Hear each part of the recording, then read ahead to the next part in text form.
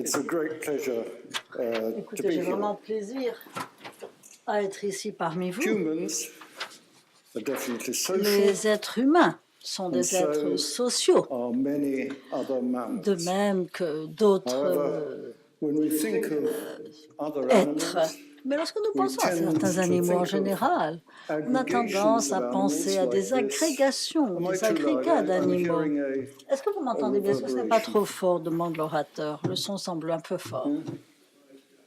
Est-ce que le son sature Okay. dans la salle, autrement dit? Ça vous However, va? when we think Parfait. of other Alors, animals, we lorsque tend to nous think of pensons them à d'autres as animaux, nous pensons un petit peu à des animaux comme des populations d'individus, donc non Whereas différenciés. when we think of Eh humans, bien, we lorsque nous realize pensons that aux even if êtres we see humains, a nous crowd of pensons humans, une it's a partie des collection humains, of quite une different individuals. collection en fait d'individus tout And à those fait individuals différents, have their lesquels different individus places in contrasting représentent societies. chacun dans They des play sociétés different contrastées, roles. ont There's une individual place variation in différente, behavior, individual variation in avec une relationships. variation donc dans les relations et dans les particularismes individuels. C'est une relation que nous ne voyons pas de la même façon chez l'animal, à moins de suivre donc une figure d'animaux. Au fur et à mesure, on apprend à les reconnaître, au fur et à mesure, on les analyse. Moi, j'ai passé un grand nombre de mon temps, mes activités, à apprendre à reconnaître des individus et en les suivre, de la naissance à leur mort. Regardez ces 4 espèces, donc que ce soit donc les cerfs et larves, que ce soit d'autres lémuriens, que ce soit des phoques, des otaries. J'ai établi aussi un grand nombre d'individus, des centaines d'individus différents dans une population. Maintenant, ce sont des milliers d'individus que nous suivons à travers leur cycle de vie, de la naissance à la mort. On peut donc ainsi contrôler, surveiller donc les succès reproducteurs, l'état de survie, et voir un petit peu quels sont, selon les différents états, donc les relations entre les différentes sociétés d'animaux, les structures même sociétales de ces animaux. Eh bien, lorsque vous avez maintenant ce genre de données, on se rend compte que la population à ce moment-là de ces individus est très fortement structurée, avec une très grande diversité dans la société animale. La structure des sociétés, selon les différentes positions qu'ils occupent, vont aussi affecter tout ce qui les concerne. Les relations sociales qui sont tout à fait intéressantes. Pourrait-on éteindre les micros, s'il vous plaît, qui font interférence pour l'interprète? Merci. Et cette survie, donc, ainsi que d'autres facteurs écologiques, est ainsi étudiée par des particularismes individuels. Eh bien, ceci, nous l'avons fait en regardant les populations telles que se perpétuent.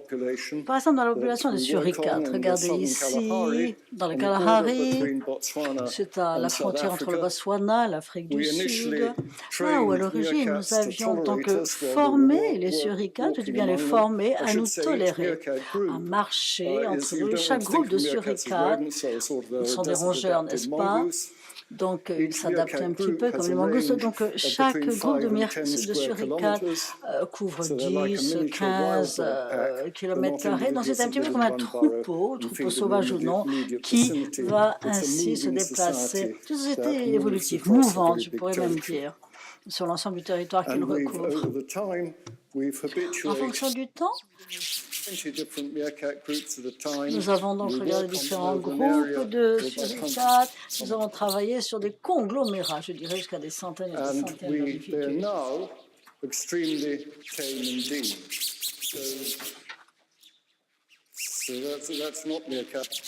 Non, ce ne sont pas les suricates, mais les interprètes n'entendent plus.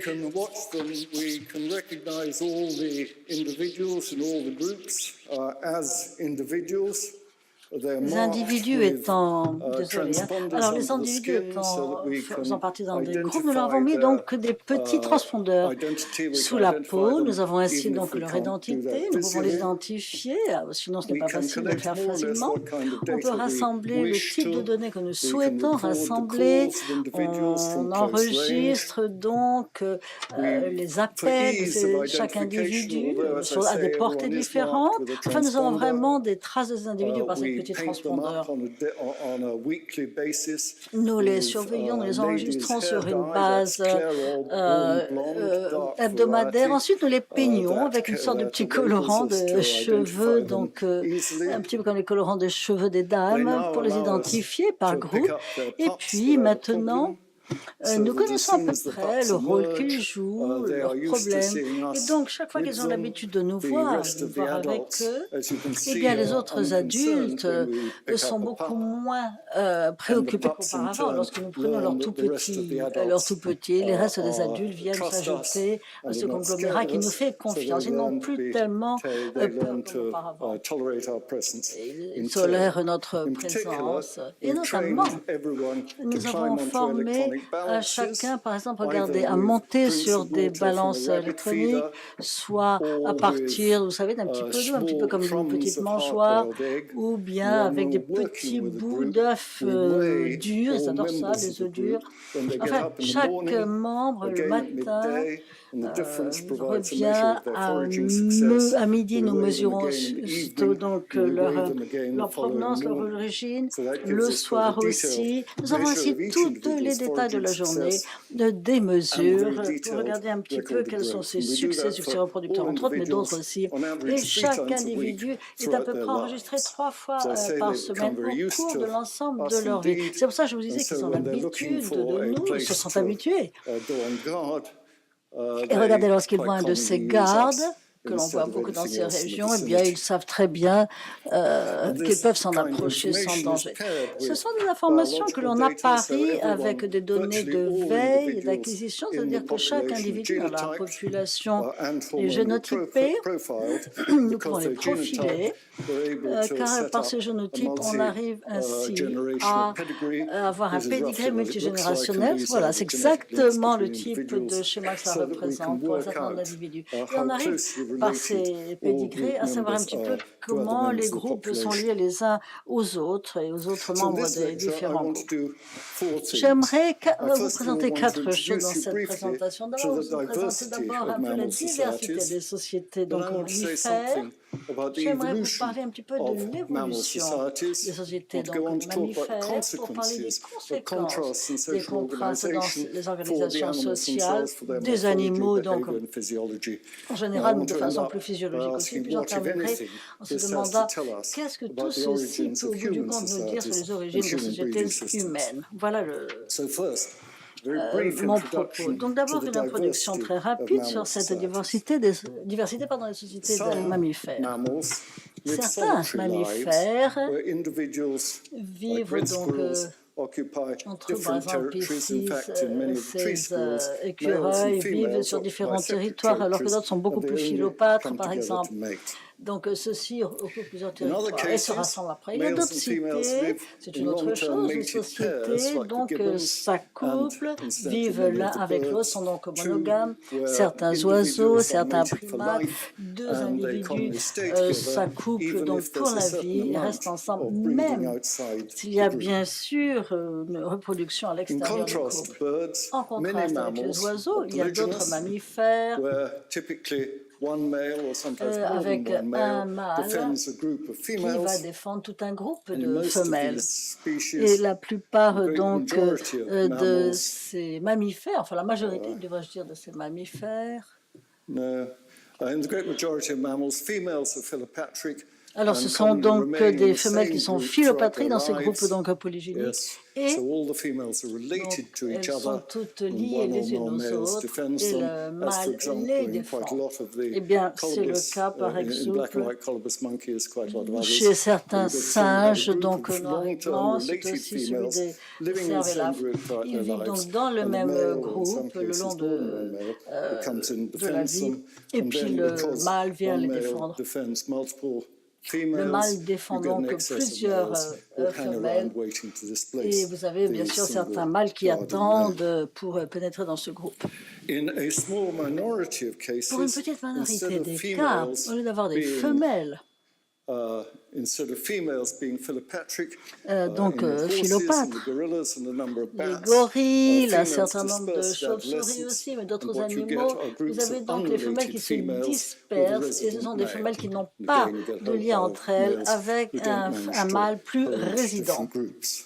mais, et qui donc And recouvre finally, différents groupes. Et puis, closest to the cooperative, you get cooperative societies. vous avez aussi des I'm sorry, where you get coopératives, large groups of autrement dit de females, grands groupes de so femelles female qui group vont size is donc comprendre relatively différents large. You typically get mâles. more than one Vous aurez male defending plus a d'un group of mâle qui va females. défendre tout un groupe So de in femelles. lions and Des baboons and lions, macaques, certains species where female babouins, group size is typically les larger than suricates about aussi. 5 Autrement dit, vous avez un animals. grand You typically move from a nombre harem de mâles originally with one qui male ont un... defending a group of females Ce n'est pas to, comme un harem où un mâle donc a multiple plusieurs males defending a group femelles. of Il y a donc females. plusieurs mâles qui vont défendre plusieurs femelles. And then finally you Et get puis enfin, cooperative j'avais societies parlé des sociétés like meerkats, coopératives. Eh bien, where c'est you le get a cas group donc of des animals, suricates. Là, vous avez un commonly groupe of both d'animaux sexes, des deux sexes.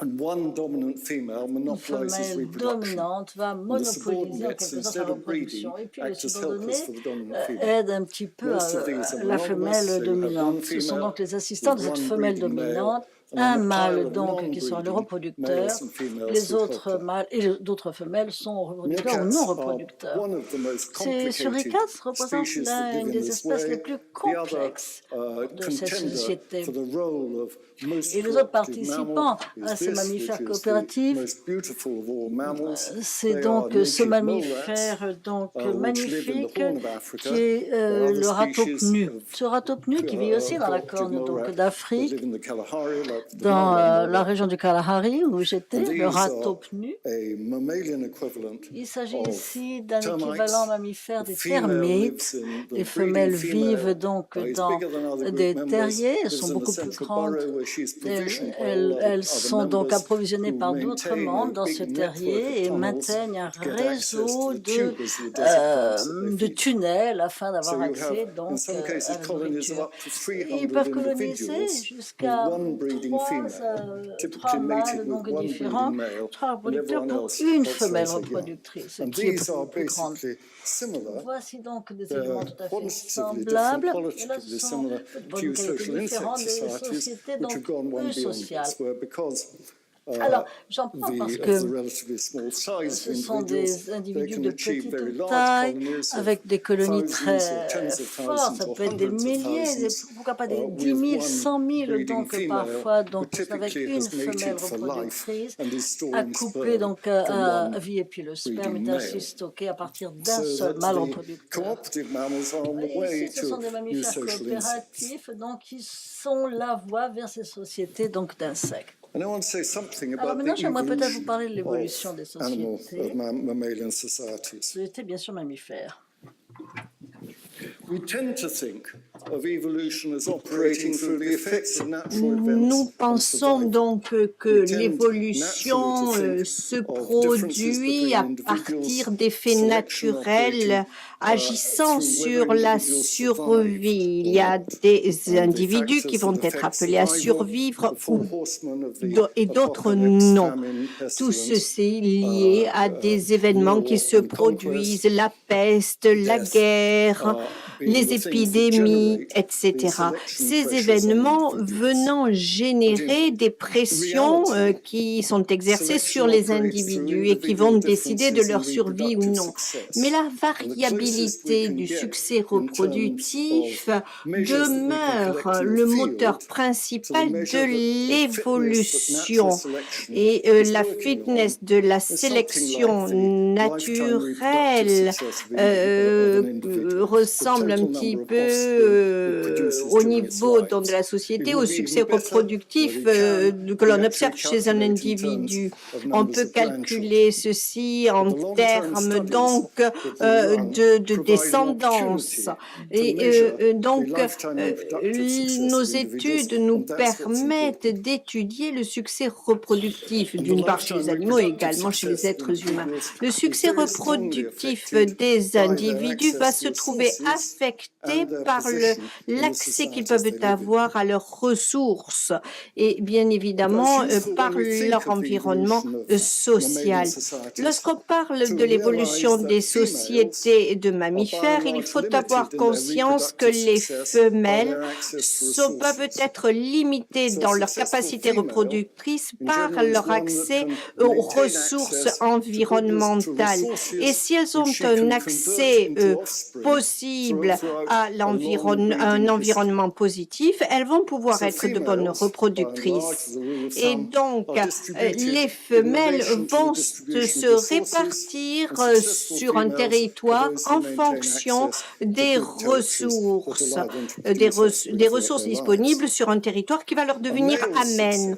Quant au succès reproducteur des mâles, il va être déterminé par leur accès plus aux femelles que l'accès aux ressources ou à la nourriture elle-même. Donc la répartition, la distribution des mâles va dépendre de la répartition des femelles, alors que la répartition des femelles va largement dépendre de la disponibilité des ressources et en nourriture. Récemment, nous avons assisté à des études phylogéniques afin d'identifier les divergences entre différentes espèces. On peut utiliser ces résultats, ces données pour utiliser des séquences évolutives au sein de différentes sociétés pour explorer les caractéristiques qui président à l'évolution de telle ou telle société. Ceci afin d'étudier les évolutions spécifiques à telle ou telle société. Prenons les mammifères, comparons-les aux oiseaux. Donc, les mammifères peuvent vivre en société monogame et vous voyez ici cette évolution illustrée. Lors de l'état premier ancestral, nous avions une seule femelle et un accouplement polygame. Et les choses ont évolué au sein des mammifères et cela a évolué avec les ongulés, les carnivores, l'apparition des ongulés, et des carnivores.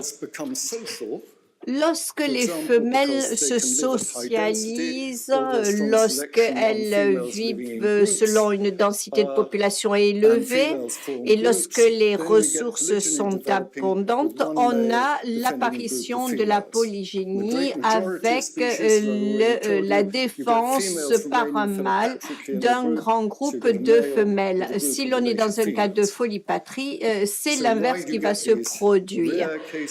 Et pourquoi observe-t-on ce genre de phénomène? Eh bien, tout simplement parce que c'est le cas pour les gorilles, les chimpanzés et les chevaux. Eh bien, les mâles ont donc une durée de capacité de reproduction qui est très, très longue. Et donc,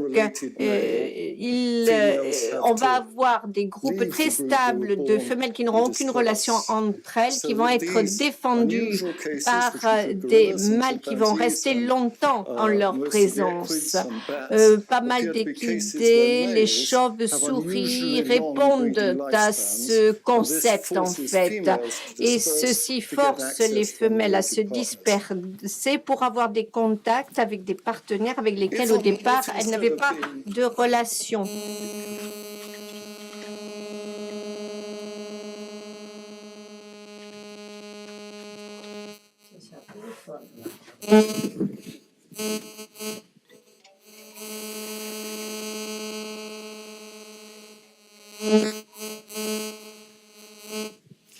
If instead of females being high density, they are low density. On peut avoir un autre cas de figure avec une faible densité en femelle et auquel cas on aura une femelle unique et des pairs hétérosexuels et un accouplement monogame. Les femelles vont se disperser, se répartir sur plusieurs territoires et les mâles vont respectivement s'accoupler avec une femelle femelles sur ces territoires sur lesquels les femelles se seront réparties. C'est l'autre cas de figure. Nous avons ensuite ce que nous appelons l'évolution des sociétés coopératives. Ce sont des sociétés au départ monogames, qui ne répondent pas à la polygynie, et donc ils donnent naissance à leurs petits. Donc, ce sont on a dans ce cas de société coopérative un géniteur que l'on appelle coopératif aussi. Je vais passer maintenant, si vous le permettez, au troisième point de ma présentation. Je vous ai décrit la diversité de différentes sociétés de mammifères. Je vous ai parlé de leur évolution. On va voir maintenant l'impact de ces différences, de ces différents systèmes sur l'organisation sociale. Et je vais, si vous le permettez, vous parler des différences qui sont induites par la polygynie et par la reproduction coopérative. Si nous prenons le cerf et l'AF, par exemple, nous avons un mâle qui va monopoliser son accès à plusieurs femelles, comme je vous l'ai dit tout à l'heure, par nécessité. Donc, vous avez en gros le même nombre de mâles et de femelles qui sont donc produits, et vous avez toute une série de mâles, donc vous avez autant de mâles et de femelles, vous avez toute une série de mâles qui vont attendre leur tour pour avoir un accès au groupe de femelles, d'où une concurrence considérable, des combats pour les mâles qui parviennent à avoir un accès à la femelle afin de conserver leur position. Et on trouve ce phénomène donc chez ces populations de cerfs et lafs. La polygynie donc intensifie tous les conflits que l'on peut rencontrer entre les mâles, et évidemment cela va nous donner une situation dans laquelle les mâles vont avoir une période reproductrice plus courte puisqu'ils vont combattre entre eux, certains vont mourir, etc. Et donc vous voyez ici la durée de reproduction chez les mâles dans ces espèces. On retrouve donc ce cas de figure chez les cerfs et lafs, mais dans d'autres sociétés de mammifères. Vous avez ici la courbe de mortalité chez les mâles et chez les femelles, chez le cerf et laf. Une des conséquences de la polygynie et de la concurrence, du combat considérable qui a lieu, qui a cours dans ces sociétés, c'est le raccourcissement du cycle reproductif. Autre conséquence de la polygynie et de la concurrence qui va de pair avec cette polygynie, c'est la divergence de la pression de la sélection. Et cela donne une sélection très importante au sein de la population des mâles. J'aurais dû vous montrer cette diapositive. Je vous ai montré la population et la durée de vie chez le cerf et laf. Et voici en comparaison la durée de vie chez le cygne siffleur. Et vous voyez, nous sommes ici dans le cas d'une espèce monogame, bien évidemment. Donc, les différences, les contrastes observés dans les différents systèmes reproductifs vont avoir un impact sur les déterminants, les facteurs déterminant le succès reproductif, tant chez les mâles et chez les femelles. Donc, nous avons une sélection, bien sûr, qui s'opère sur les deux sexes, chez les mâles et chez les femelles, et on va voir une évolution des différences entre les sexes en termes de comportement, de taille, de combativité, de croissance. Et en fait, cela va nous donner un rapport de 1 à 1, en quelque sorte, entre les mâles et les femelles. Et vous avez ici Donc, un exemple pour les sociétés monogames est la relation entre la taille corporelle et le succès reproductif. Dans les sociétés de polygynie, voici les résultats équivalents. Et vous voyez donc la taille corporelle des mâles et des femelles et le rapport par rapport au succès reproductif. Si nous étudions d'autres mammifères tels que les phoques, tels que les otaries, eh bien, on trouve des différences très intéressantes, très parlantes. Ici, nous avons différentes espèces de phoques et d'otaries avec les différents dimorphismes. Nous avons en haut de la courbe les éléphants de mer et nous avons les phoques de Weddell également, chacun étant à une extrémité de la courbe. Voici des perdrix qui sont monogames et qui ne sont pas très dimorphiques. Et vous avez ici les tétras et vous avez cette autre variété de tétras dans lequel on observe un dimorphisme très important entre le mâle et la femelle, le mâle ayant un plumage particulièrement différent de celui de la femelle. Et évidemment, la taille corporelle va donner des différences en termes de croissance chez le mâle et chez la femelle. Prenons cet exemple chez le cerf et l'af. Vous voyez ici la courbe de croissance chez le mâle et chez la femelle. Vous voyez l'évolution du poids corporel. Et vous voyez que les mâles donc grandissent et croissent beaucoup plus rapidement que les femelles. Donc, au sein de bien des espèces, on retrouve une constante, à savoir que les mâles têtent plus souvent que les petites femelles. Et vous le voyez ici, le nombre de tétés change considérablement selon que l'on a affaire à un petit mâle ou à une petite femelle. Vous voyez sur cet histogramme la différence, toujours chez le cerf et l'af. Et ici, vous avez les données qui retranscrivent cette fois-ci la mortalité des femelles. Et vous voyez que davantage de femelles vont mourir à un tout jeune âge, très peu de temps après la naissance. Tout simplement, c'est parce qu'elles n'ont pas eu autant d'accès au tétés que les mâles. Et dans grand nombre de ceci se retrouve dans un grand nombre de sociétés.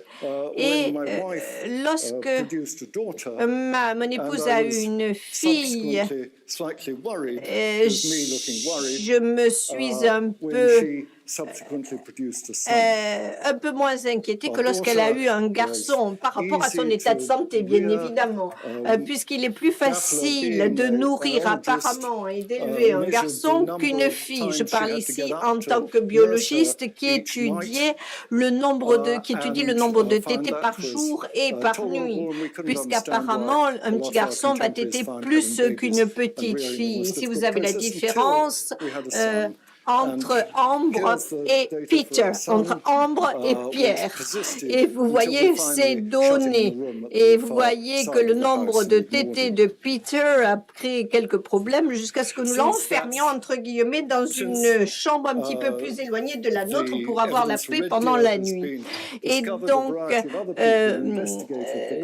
ce que je vous ai décrit peut s'appliquer donc à l'être humain.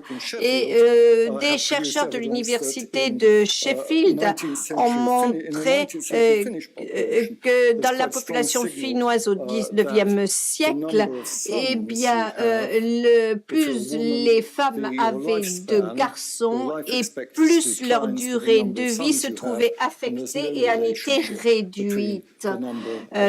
Donc, il s'agit là des résultats de l'étude de L et al. Produite en 2002.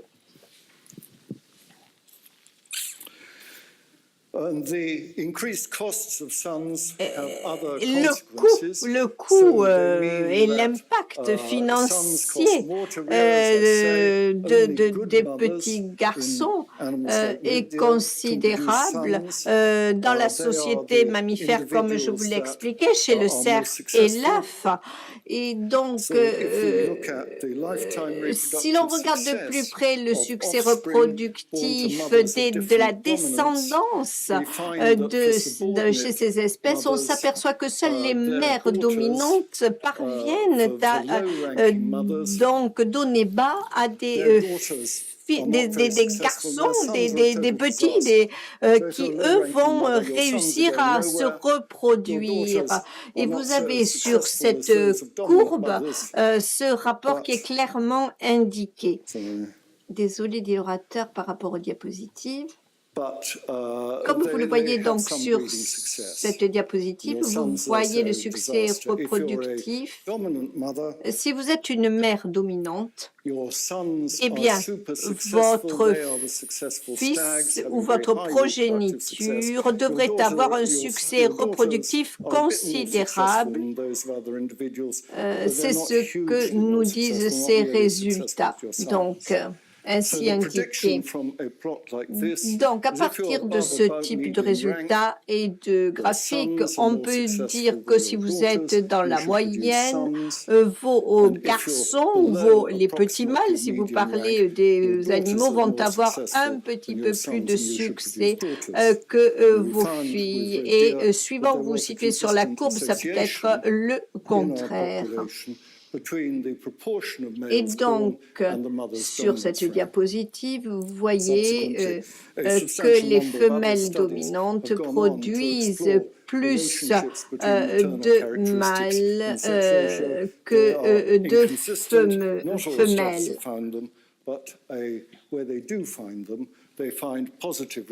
Et nous avons là une relation positive entre ce rang de domination de la mère et la proportion ou de mâles ou de femelles qui naissent. Si la femelle ne peut pas élever ses petits, ça veut dire qu'elle n'a pas l'énergie suffisante pour le faire et donc son petit risque de mourir.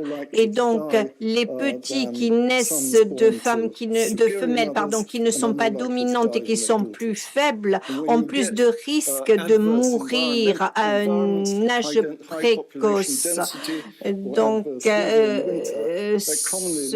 lorsque les environnements sont délétères, notamment en hiver, par exemple, la mortalité va être plus élevée si la femelle ne présente pas des caractéristiques dominantes ou de force suffisante. Vous avez ici ces petits ces petits cerfs élaphes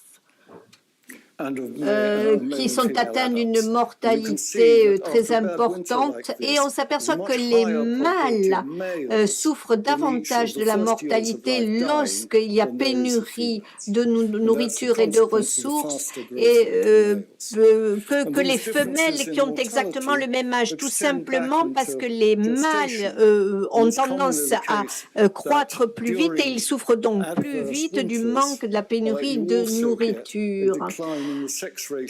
On peut observer également une différence en termes de proportion de mâles et de femelles.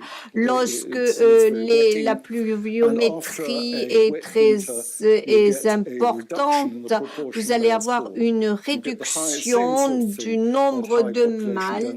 Et donc, la pénurie alimentaire va tuer les petits mâles et va tuer davantage de mâles avant qu'ils n'atteignent l'âge adulte.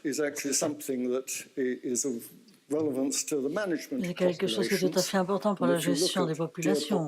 Si vous regardez la population des cerfs, elle a Freddy, par rapport aux femmes, le sexe ratio des mâles, je dis bien, tombe par rapport au nombre d'adultes. Conséquence tout simplement d'une différence de reproduction femelle-mâle et surtout du taux donc, de mortalité des mâles dans des conditions difficiles.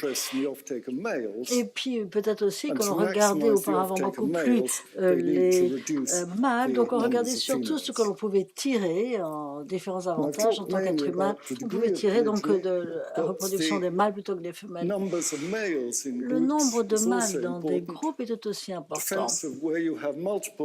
D'abord, il y a une façon défensive pour les groupes de se comporter. La défense des groupes dépend en effet du nombre de mâles plutôt que de chaque mâle individuellement. Du nombre de mâles, il y a une différence aussi donc, en taille et en moyens qu'ils auront de combattre, qui sont diminués. Et puis, il y a aussi des compétitions, des concurrences intra-groupes qui vont donc, pour la reproduction, se battre l'un que l'autre, donc tuer, persécuter, voire tuer leur propre descendance.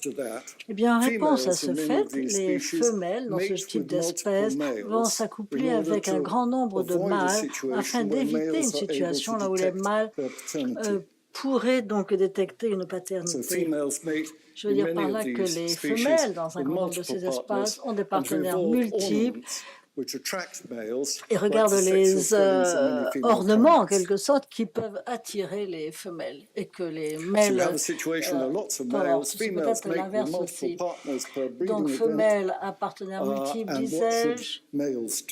Alors, que font eux, les mâles? Que devraient-ils faire d'ailleurs les mâles dans ces circonstances? Ici, vous devriez le voir. Vous devriez voir tout d'abord. Dans ce cas, dans le cas que j'ai, c'est-à-dire là où les femelles vont combattre pour avoir des mâles, il faut bien sûr que les mâles essayent donc d'enlever le sperme, donc du tractus vaginal des femmes. Et bien tout ce qui va en résulter, c'est une forme différente du pénis selon les différents mâles.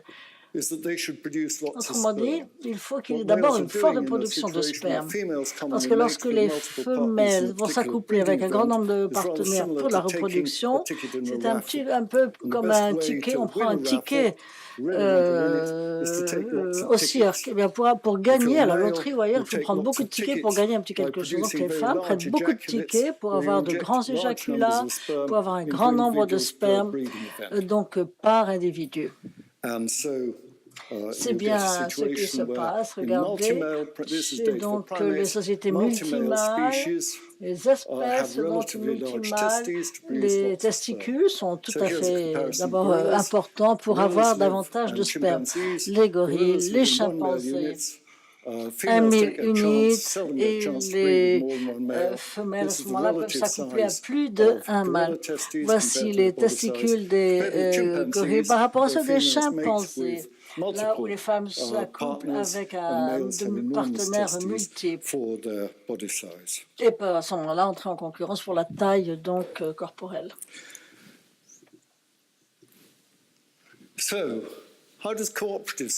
Comment les sociétés coopératives font face à cette situation? Là, on a une femelle dominante qui va monopoliser la reproduction, je vous l'ai dit, et puis les subordonnés agissent en tant qu'aidants. Et tout ceci est la conséquence du fait que nous avons des femelles très fortes qui peuvent donc 10 à 20 à peu près % de femelles dominantes qui vont donc reproduire, les autres sont exclus, donc il y a une compétition de plus en plus forte entre les femelles pour donc ces opportunités de reproduction. Voici donc un groupe de suricates tout à fait typique, là où nous avons une femelle dominante sur le devant. En conséquence de quoi? Regardez, les femelles dominantes couronnées de succès ont une grande descendance au cours de leur cycle de vie. Pendant 10 ans, et elles peuvent en théorie produire à peu près 150 donc, descendances survivantes. Un mâle, lui, donc, a un succès reproducteur, regardez les années, 75 maximum, et chez le rataupe nu, eh bien, nous avons au cours de 20 ans, donc c'est le double d'années déjà, pour les femelles, une reproduction jusqu'à 600, rappelez-vous, descendance, ce qui dépasse et de loin la capacité de mâles les plus reproducteurs, donc dans les succès que nous avons ainsi les succès polygyniques. Autrement dit, il y a une concurrence sur ce rôle de reproduction, en cause de quoi une sélection très forte de la part des femelles pour les capacités compétitives des mâles. Mais la différence donc de sexe est inversée dans ce schéma-là. Il y a une concurrence pour la reproduction très forte entre les femelles. Les femelles sont beaucoup plus agressives que les mâles et les femelles sont dominantes sur les mâles. Et parfois, elles sont parfois même plus grandes que les mâles. Autre conséquence que j'aimerais mentionner, dans certaines des espèces coopératives, et pas dans toutes, parfois que ceux qui aident vont nourrir donc la femelle reproductrice. C'est le cas donc pour certaines termites, c'est le cas aussi pour les rataupes nus, pour certains. Autrement dit, des aidants vont aller rassembler la nourriture, vont l'amener à la femelle, suite à quoi elle est protégée en quelque sorte donc du risque extrinsèque normal de mortalité par famine. Une femelle reproductrice peut donc avoir une vie reproductrice tout à fait longue. Dans ce genre de groupe, c'est exactement ce qui se passe. Regardez, des études récentes ont montré que des insectes donc sociaux, dont certains termites, certaines fourmis, les femelles peuvent aller jusqu'à 25 années de vie, alors que les autres vivent après quelques mois, meurent après quelques mois de vieillesse. C'est un cas extrême aussi avec les rataupes nues où les femelles peuvent vivre jusqu'à 25 ans, beaucoup plus long, autrement dit que ce à quoi on peut s'attendre pour un animal de cette taille. On ne comprend pas complètement les contraintes ou le stress pour les autres individus de ces espèces. Enfin, cette longue durée de vie chez les femelles sont associées à un certain nombre de caractéristiques tout à fait importantes. Par exemple,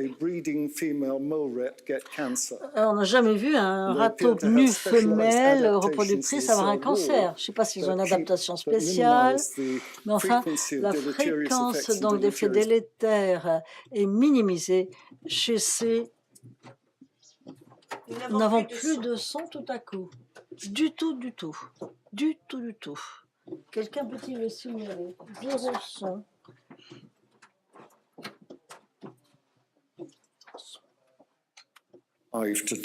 Et voilà, merci. Voilà, j'aimerais donc maintenant vous parler un petit peu de ma présentation. Qu'est-ce que cela nous dit sur la société humaine? Eh bien, la société humaine, d'abord, elle est très variée, elle est très différente. On s'est toujours centré sur la différence entre donc la société humaine et les autres espèces. Mais différence depuis longtemps. Regardez, les autres grands mammifères, là où parfois donc les attributs des hommes sont plus grands que ceux des femmes, mais les femmes sont surprenamment semblables de façon évolutionniste, même si la capacité corporelle de l'homme est plus forte.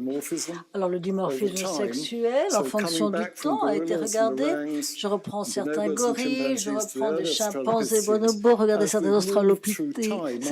Au fur et à mesure où on va vers les populations actuelles, on voit que le poids relatif des mâles par rapport aux femelles a baissé. Autrement dit, on a une situation où les mâles et les femelles se sont rapprochés, c'est un peu plus semblable. Par contre, nous venons d'une seule origine, d'un seul ancêtre, et la différence que nous voyons est, je dirais, une relique de cette différence historique, de cette différence donc de notre ancêtre. Autre relique en quelque sorte, relative aux humains, mais un peu comme notre espèce polygyne, les hommes ont des durées de vie beaucoup plus courtes et vivent vieillissent plus rapidement que les femelles. Ça, je vous l'ai dit, la différence entre les sexes et le taux d'âge était déjà apparu que l'on ne trouve pas dans certaines autres espèces animales. Est-ce que l'on a donc évolué récemment en groupe donc mâle dominant ou femelle? Je crois que nous avons donc des groupes multimâles évolués récemment. Regardez ici la différence donc dans la taille du corps, c'est une des différences à l'origine. Ce sont donc les tailles des testicules par rapport à l'organisme. Regardez, gorille, chimpanzé, humain, vous voyez la différence. Et les femmes, ce sont des femmes qui ont des ornements qu'on appelle les seins. Les chimpanzés, les gorilles n'ont pas de telle chose. Ils n'ont pas non plus cette accentuation de ratio, donc hanche à la taille, donc une fine taille. Donc, je pense, mais c'est une hypothèse. L'histoire, en fait, est celle donc d'une espèce de polygynie multimâle. Mais peut-être qu'on devrait se demander comment est-ce qu'on est devenu prosocial. Je dirais que nous sommes l'une des espèces les plus tolérantes parmi les mammifères. Je dirais entre les individus qui n'ont pas de lien entre eux, nous sommes parmi les plus tolérants.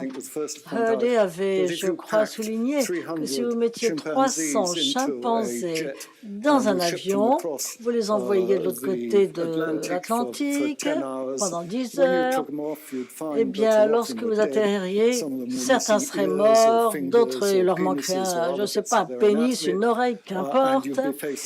Mais enfin, on aurait vraiment quelque chose d'un peu désastreux. Même sur Ryanair, même sur EasyJet, regardez, là où les gens sont peut-être moins confortables, ils arrivent quand même en toute sécurité.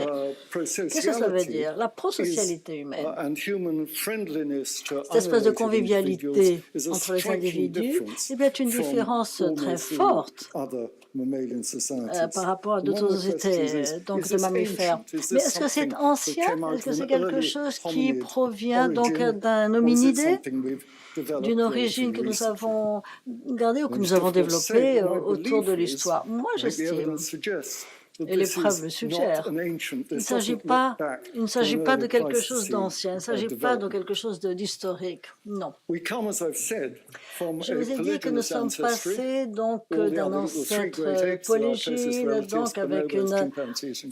Alors, les chimpanzés, donc les gorilles ont tous cet élément polygynique caractérisé par une dispersion des femelles, donc les femmes dans leur groupe ne sont pas liées de façon assez proche les unes des autres. Elles n'ont pas de suppression reproductive d'aucun type, pas avec ce qui est associé, avec le type de coopération. Et puis les jeunes, donc, se produisent au cours de longues périodes.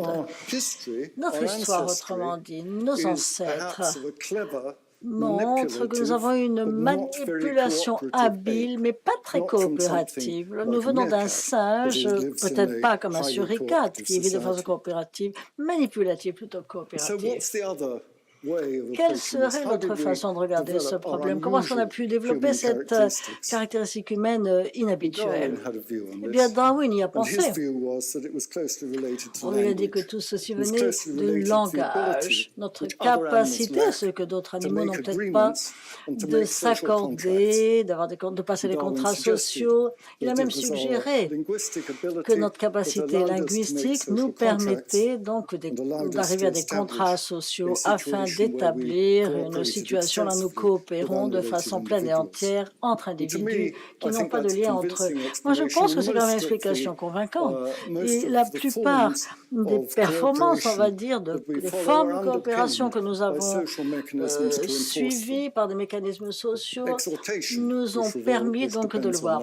Des exhortations, ça dépend de la réciprocité, ça dépend aussi de la langue, des accords spécifiques entre les individus, afin d'échanger sur les caractéristiques. Et puis les sociétés ont aussi des techniques d'intimidation. Vous regardez un petit peu cette plume blanche que l'on donne à des individus qui étaient impliqués dans des batailles donc, au cours de la Première Guerre mondiale. Et puis cette punition institutionnelle qui est une évolution donc un comportement létal, en quelque sorte, vers des individus qui ont déserté ou qu'importe. C'est institutionnel dans ce cas. Eh bien, toutes ces conditions dépendent de la capacité que nous avons de nous accorder, de faire passer des accords qui dépendent aussi sur l'évolution de nos langues. Peut-être que l'un des mécanismes les plus efficaces pour le maintenir, c'est la religion. Bon, je ne vais pas rentrer dans ce point de religion, mais ce livre de Narozen Zayan semble suggérer que la première évolution des mini-religions, c'est-à-dire des religions qui ont pensé que Dieu, donc de façon dans la paix, surveillait les populations, les protéger, c'est ce qu'il appelle ici sur un grand Dieu ou deux grands dieux d'ailleurs au pluriel. Donc c'était la fonction de la structure religieuse dans ces populations pour établir et maintenir la coopération entre eux. Et puis mon dernier point, c'est que cette coopération s'organise au mieux dans les batailles, au cours des batailles, entre les pays, entre les communautés, eh bien, on coopère de façon très intense avec un certain succès. En contraste, on n'est pas très bon en coopération entre les pays. Eh bien, lorsque l'on va vers des défis, il y a des défis entre les non-pays qui ont besoin d'une coopération internationale, eh bien, nous ne sommes pas bons du tout. Je crois qu'aujourd'hui, nous avons deux types de populations, de problèmes principaux d'ailleurs. Le premier, c'est la population mondiale, c'est un problème. Et deuxième, ce sont les changements climatiques, le réchauffement climatique, l'évolution, qui sont des problèmes qui demandent une coopération intense.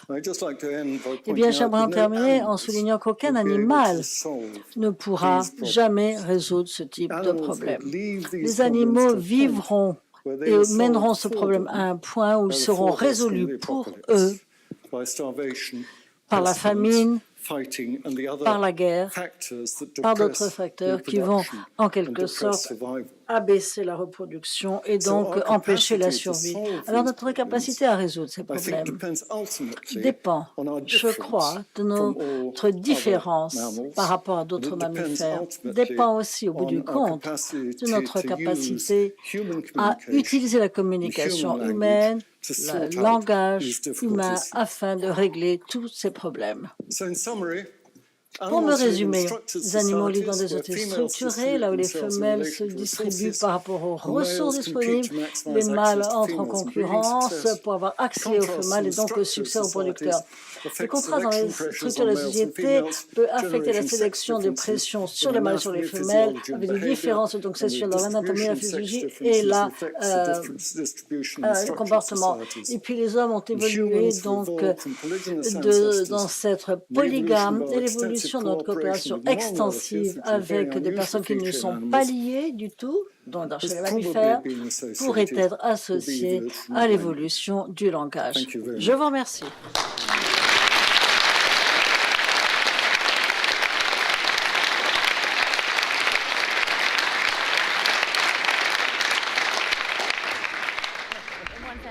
What did you think about it? It was very different from what we usually hear at TSC, and not too related to economics and particularly not to humans. So in general, it was fresh. It was very impressive, I think, to see this in an incredibly clear and concise way. The amount of data that has been collected on a variety of issues that are fascinating, and I think we have lots of food for thought.